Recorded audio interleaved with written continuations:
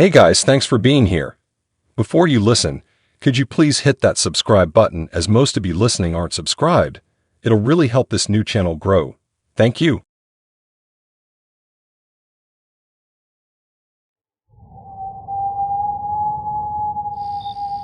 I had been searching for a new roommate for weeks to help with the rent on my apartment. Money had gotten really tight, and I knew I couldn't afford the place on my own much longer. I decided to post an ad on Craigslist, even though I'd had mixed experiences in the past finding roommates that way, but I was feeling pretty desperate at that point.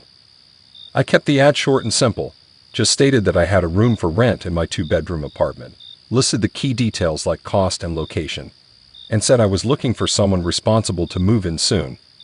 I didn't get too many responses at first. A lot of people just asking for more info, but nothing that seemed promising. Then one day I got an email from someone named Sam who said they were urgently looking for a place. Their message was friendly and polite, and they even offered to stop by in person to see the apartment and meet me before committing. That extra effort made me feel like maybe this was someone who would be a good fit.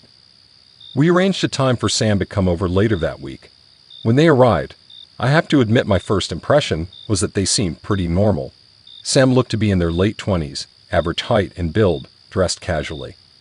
They were a little quirky, really bubbly and energetic, talked fast, used their hands a lot when explaining things. But overall they just came across as an outgoing, sociable person. As I showed Sam around the apartment, they were very enthusiastic, asking lots of questions about the neighborhood, amenities, etc. They took a good amount of time checking out the room I had for rent, inspecting the closet space, opening the windows, and so on. This is perfect. Sam finally declared with a huge grin. It was a basic room, just a bed, desk, and dresser, but they seemed satisfied. When I asked if they had any other questions, Sam said nope. They were ready to move in as soon as possible. I have to admit I was a bit taken aback by how quickly they were willing to commit. But I figured maybe they were just eager to find a stable housing situation. I wasn't going to turn away a potential roommate that seemed so interested. We went over the details, first and last month's rent upfront, splitting utilities, and so on. Sam happily agreed to all my terms and said they could move in that weekend. Again, I was surprised by how fast this was all happening, but I was also relieved to have found someone so soon. On move-in day, Sam arrived with just one small duffel bag. "This is it," they announced cheerfully. I thought it was odd that was all their belongings, but they explained that they traveled light. I helped them get settled into the room. We chatted a bit about expectations and rules, and everything seemed perfectly normal. But over the next few days I started to notice some weird things about Sam. First, they were almost never home. I'd leave in the morning for work and come back to find the apartment still empty. When Sam did come home, they would go straight to their room, and I often wouldn't see or hear from them for hours. I could occasionally hear some odd muttering coming from their room, but couldn't make out any words. The other strange thing was that Sam never seemed to eat. I would offer to make dinner or order pizza, but Sam always politely declined, claiming they had already eaten or weren't hungry. But I never once saw them cook anything or even grab a snack. After about a week, things started to get creepier. One night I got up to use the bathroom and noticed an odd, colorful glow coming from underneath Sam's door. I paused and listened closely. Some sort of strange chanting was coming from inside. I quickly hurried back to my room, feeling uneasy. The final straw came a few nights later. I was heading to bed around midnight when I suddenly had the sense I was being watched. I slowly looked up to see Sam standing motionless in the hall, just staring at me. Their eyes looked huge and hollow, and they had a twisted grin on their face. Before I could react, Sam scurried away down the hall on all fours, letting out an unnatural gurgling laugh.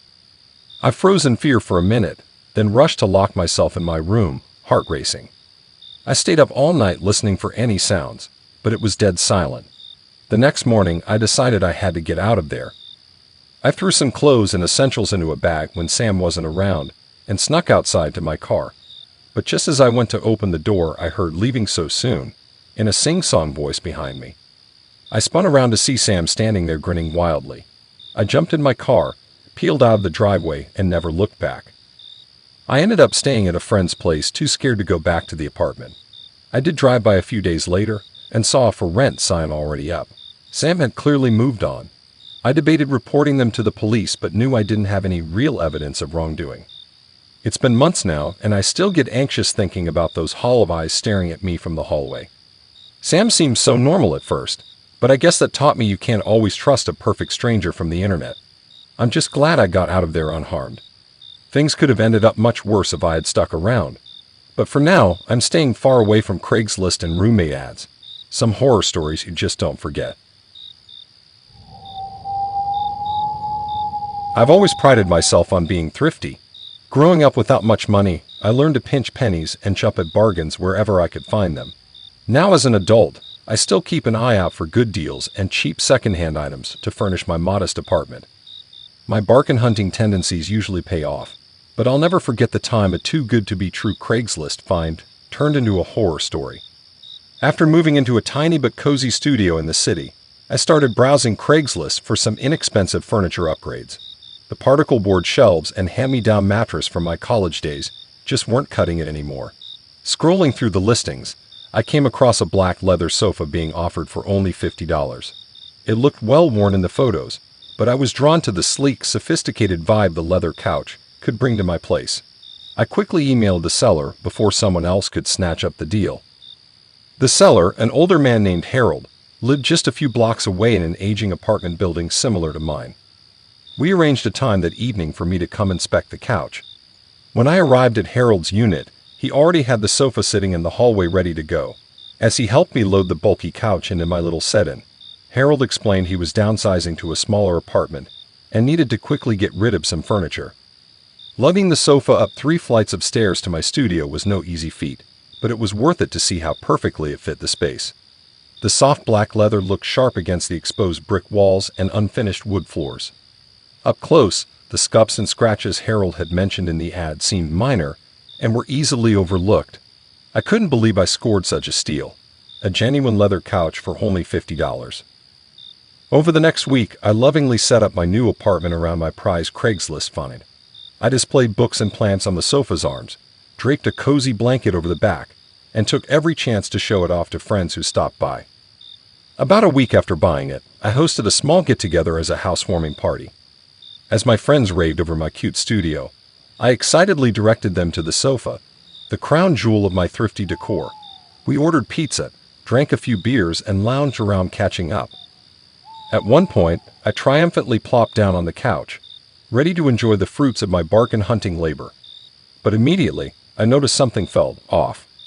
The leather cushion sank down heavily under me, almost as if there were gaps or holes inside. I ran my hands along the length of the couch, feeling its unevenness. My friends looked on quizzically as I puzzled over the bizarre lumps and craters I was discovering. After they left, I fully investigated the odd sensation that had ruined my pride and joy. Gripping tightly, I dragged the heavy sofa away from the wall. That's when I noticed the discreet zipper running along the bottom seam. Heart pounding, I cautiously grabbed the zipper tab and unzipped a few inches, peeling back the leather exterior. Instantly, a putrid odor wafted out, like spoiled meat and stale cigarettes. I gagged and stumbled back, staring in horror at the nightmarish contents spilling out. Amongst yellowed stuffing and foam chunks, I spotted several dark, matted clumps. Crouching down gingerly, I realized the clumps were small animal limbs, tails, and fur. Raccoon, squirrel, cat. I couldn't identify the remains, but it was clear something had died inside the couch. The stench intensified as I fully processed the revolting scene. I nearly vomited thinking about how I had proudly lounged and napped on this decaying coffin of dead animals. Frantically, I snapped photos and texted them to the seller, demanding an explanation. Harold called me back, feigning utter shock. He claimed no knowledge of any animal remains inside of the couch he sold me. I pressed him for a full refund, but he refused, insisting the couch had been sold as is. Furious and nauseated, I ended up leaving the wretched sofa on the curb for trash pickup, warning neighbors away from its horrific contents. The image of those matted tails and lifeless limbs is seared in my mind. After thoroughly disinfecting my apartment and airing it out for days, I tried to move on from the traumatic Craigslist incident, but I remain wary of used furniture to this day, inspecting each piece thoroughly and searching for any sign of unusual odors or lumps. I closely monitor free items too, ever alert for any red flags of potential pest infestations or worse. The slightest smell of mildew or hint of questionable stains sends me into high alert. Whenever I sit on leather, the memory of that rancid smell hits me instantly. I've learned to never underestimate the disturbing secrets a deal that seems too good to be true may hide. My days of undiscriminating bargain hunting are long gone after the horror I unleashed by bringing home that $50 sofa. Sometimes frugality comes at a cost much higher than a great price tag. The job search was really starting to wear me down. I had been diligently scouring sites like Monster and LinkedIn every single day for the past 6 months, applying for anything and everything I was even remotely qualified for. The stack of rejection emails was piling up almost as high as my growing credit card bills. My unemployment checks had run out a while ago, and my meager savings were rapidly dwindling. If I didn't find work soon, I wasn't sure how I'd make next month's rent. The thought of losing my apartment and having to move back in with my parents made me cringe. I was desperate to find something, anything to get some cash flowing again. During one of my marathon online job hunting sessions, an ad on Craigslist caught my eye. A company called Smith & Brown was looking for an administrative assistant to start immediately. The job didn't pay great, but it was better than I'd been making at my last job. I could certainly use the money. The ad said to email a resume if interested, no phone calls. I polished up my resume and shot it off right away, not wanting to miss out on such a quick and easy application process. Surprisingly, I got an email back the very next morning asking if I could start on Monday at 9 a.m. That seemed awfully fast considering they hadn't even interviewed me, but I wasn't about to look a gift horse in the mouth. I happily wrote back confirming I'd be there. Monday morning I put on my one and only suit, trying my best to look professional. I fussed with my hair for way too long trying to get it to lay flat before giving up and just pulling it back. A quick glance in the mirror, and I was out the door, heading to the address they provided, which was in the downtown financial district. The building was one I had passed many times, a skyscraper housing various companies' offices. I felt a twinge of unease when I realized Smith & Brown wasn't listed in the building directory in the lobby. Pushing down my hesitation, I headed up to the 32nd floor. The elevator let me out into an eerily quiet hallway that didn't look like any office I'd been in before. The floors were dingy, the walls bare. I wandered around searching for Suite 3217 as mentioned in the email. After a few wrong turns, I finally spotted the suite number plaque next to a heavy wooden door. My footsteps seemed unusually loud as I walked down the deserted hallway. When I turned the handle, the door swung open with an ominous creak. "Hello," I called tentatively. My voice echoed in the dark, empty reception area. A thick layer of dust coated the front desk, and cobwebs hung heavy in the corners. It was clear this place had not seen occupants in a very long time. I should have turned around right then and there, but the thought of more unpaid bills spurred me forward through an unlocked door leading to a gloomy hallway. "Anyone here?"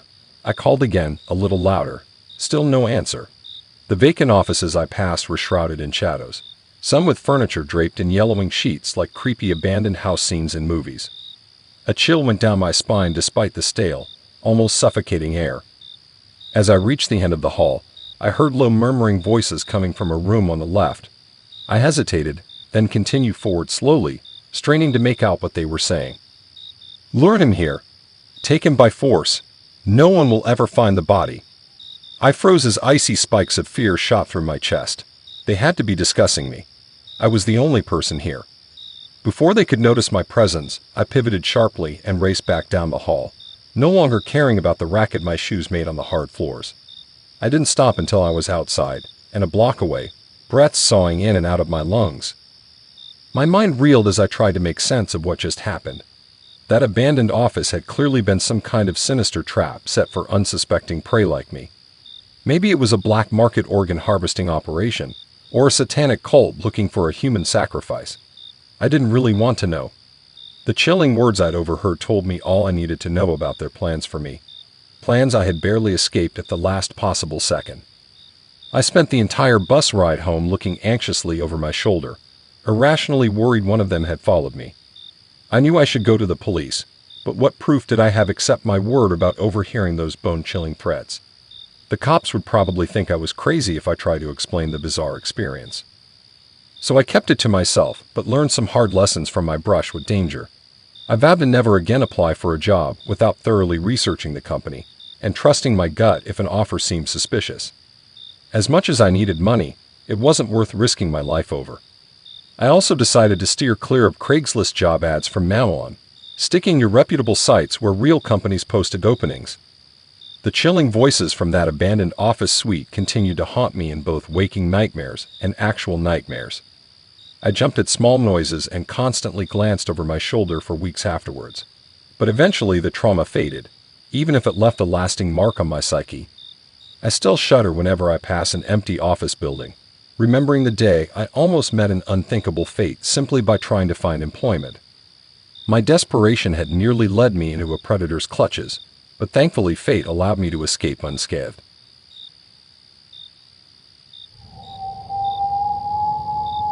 I still vividly remember the day I made the decision that unwittingly set this nightmare in motion. I was home alone on a Friday night, bored and feeling sorry for myself. In a moment of loneliness and desperation, I decided to post a personal ad on Craigslist. I wasn't looking for anything serious, just someone to chat with, maybe meet up for a drink. What harm could come from that? Oh, how foolish I was. I carefully crafted my ad, trying to sound casual and approachable. In it, I described myself, 30-year-old professional into yoga and indie movies, looking for someone to explore the city with. I included a few friendly photos of myself and listed some of my favorite hangout spots around town, coffee shops, bookstores, bars. Then I hit post and eagerly awaited the responses. At first, most of the replies seemed normal, a little awkward and mundane, but nothing too concerning. I exchanged messages with a handful of people who seemed nice enough. We talked about common interests, books, podcasts, our overbearing mothers. There were a few creepy messages sprinkled in, which I promptly deleted and blocked, but for the most part, nothing alarming. After a week or so of messaging, I agreed to meet up with two guys for casual first dates. We met at a busy restaurant downtown on different nights. Both guys were perfectly polite in person. A little socially awkward maybe, but not threatening. I didn't feel any real connection with either and gently turned down second dates. It was a few days later that the messages started.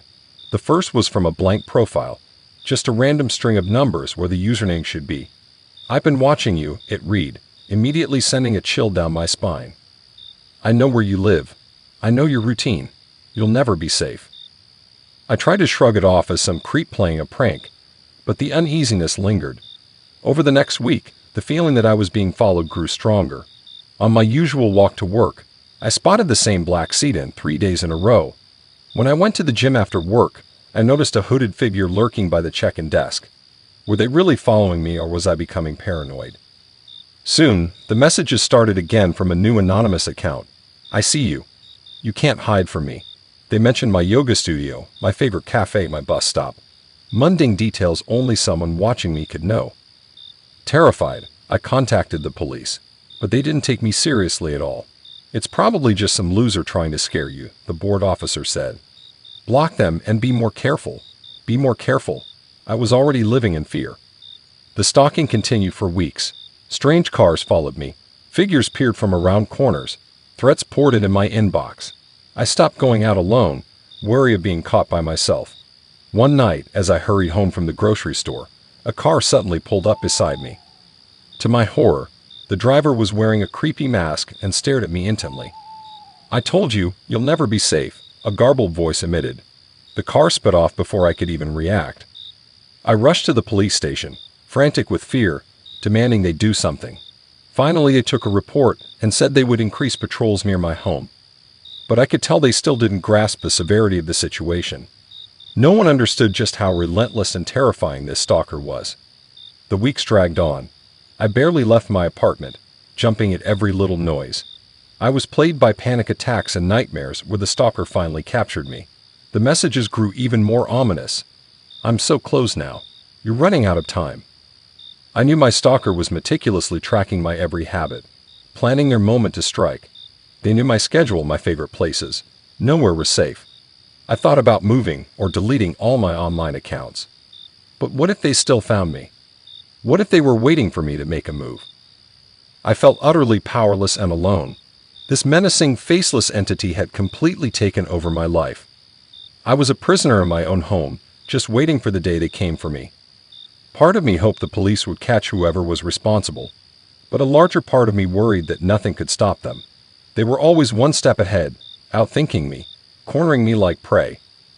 In my lowest moments, I've even contemplated taking my own life just to escape this torture. But some small flicker of hope stops me each time. I have to keep fighting, believing things will get better. I can't let this monster win. But my hope dwindles more each day. I don't know how much more I can take. I lay awake at night, imagining the stalker lurking outside my door, biding their time. Eventually, they'll make a move when I least expect it, and there will be nothing I can do. So I wait, constantly peering through the blinds and triple-checking the locks. I startle at every stray sound and scream at every bad dream. I prowl my apartment endlessly, vigilant for any sign of intrusion. Exhausted, yet wired with adrenaline, I write these words as a cautionary tale, a warning against ever trusting the anonymity of strangers on the internet. My one post set into motion a harrowing chain of events from which I cannot break free. Perhaps one day I will find a way out of this nightmare, but with my stalker always one step ahead, that day seems unlikely to come. For now, all I can do is hunker down and wait for whatever terrifying confrontation lies in my future.